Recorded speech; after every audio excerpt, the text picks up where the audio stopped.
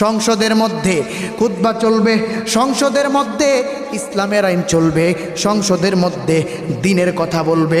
নাহমাদুহু ওয়া নুসাল্লি আলা রাসূলিহিল কারীম, এই কথা বলে বলে সংসদ চলবে।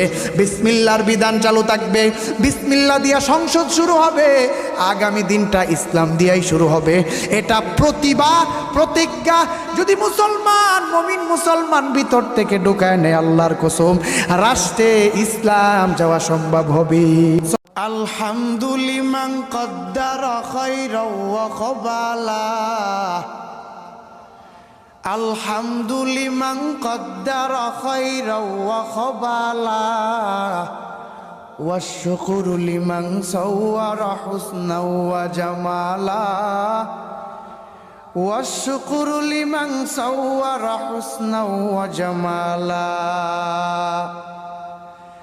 ফারদুন সামাদুন আন সিফাতিল খালকি বারি।